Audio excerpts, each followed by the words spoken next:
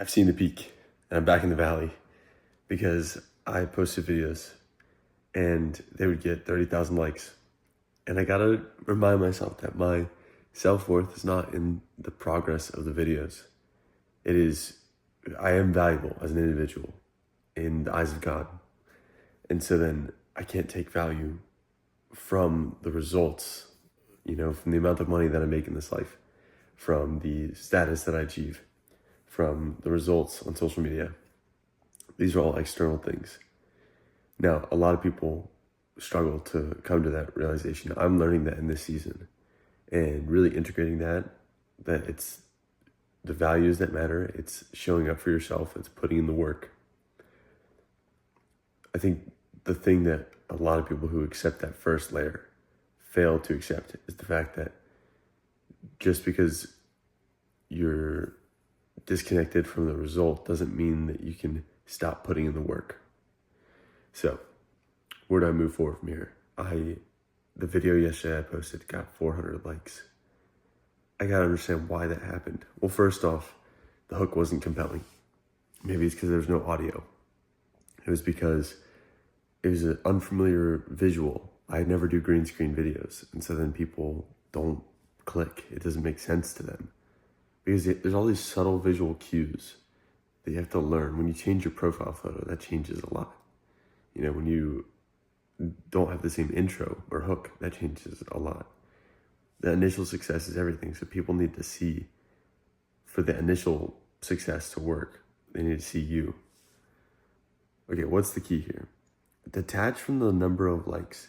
Do things that you're interested in, and then it'll show through in your work, and people will find it interesting because people find passion interesting. That's why the videos did well. There's all these external cues of the culmination of a series, the 50 States Marathon Challenge. People saw the passion and the dedication and wanted to see it through to the end. They didn't even have to see the first 35 marathons. They just trusted that this kid was actually on that path. They saw a passion. That's what it is that disconnect from building for the audience, make for yourself or for God, ultimately, something beautiful. People will sense that, and then that's what does well. Because if you make for the audience and that does well, it undermines the long-term success. Because then what if the audience taste changes? You have to always cater to the audience. Then now you're at the whim of social media, and then the rug can be pulled from underneath you.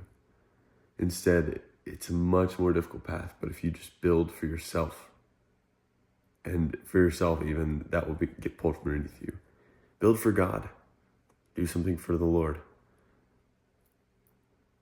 Just be proud of the work that you put into it, and then learn. It's like, all right, Lord, teach me the ways that I fall short. I want to make this a business. I want to succeed. In order to do that, I have to be able to replicate results. All right, well, Lord, don't give me the results without me learning how to achieve them. Don't allow me to succeed. Or I was going to say, don't allow me to succeed without understanding the reasoning. More so, when I succeed, teach me the reasoning, but don't give me success. I'm not going to pray for success that I don't deserve. But it goes back to this, just that first layer is understanding you got to make beauty for beauty's sake, and people will see the light. Then from there, you have to know that your effort will not match the output, right? So just because you've disconnected from the output does not mean you can disconnect from the effort. Continue to put in 100%, because this is not the result that you're looking for. This is to glorify God. And so if that's your ultimate aim, then everything you do, it's like, all right, Lord, as I learn these new lessons, as I become better in the career path that I'm pursuing, it's all to glorify you with my time here on this earth.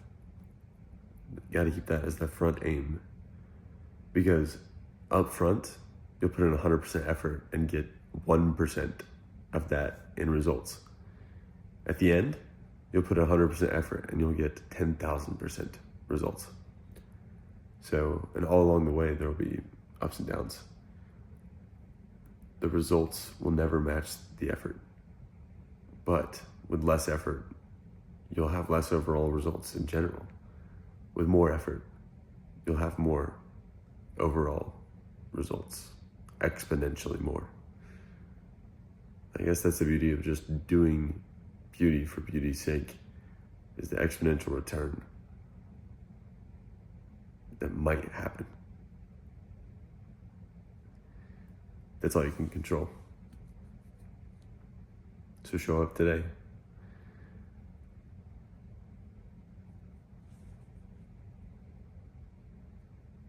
Why not us? I just want to take a second to acknowledge that this is what it feels like to be back in the valley. I ran a marathon on all 7 continents over 7 days. I went to Antarctica. I traveled the world. After going to all 50 states in 50 weeks, running a marathon every single week for a whole year, 50 States Marathon Challenge 2024, I had a purpose. I did it. The videos did great. I had an amazing experience with the 7 continents. But this is the valley. And it wasn't like I ran all 7 continents yesterday, or I got back last week. It was 7 weeks ago. So the valley is not the immediate crash afterwards. It's the rebuild. I overexerted my body. I got sick. I didn't have a follow through, a plan for after the 7 continents, and I was learning, right? I didn't expect to face this valley. This is what it feels like to be in the valley, is to do something and then be back at the bottom and be great.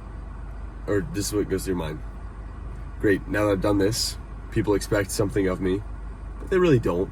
I just have this perception that they do. And so now the next thing I do has to be better and better and better.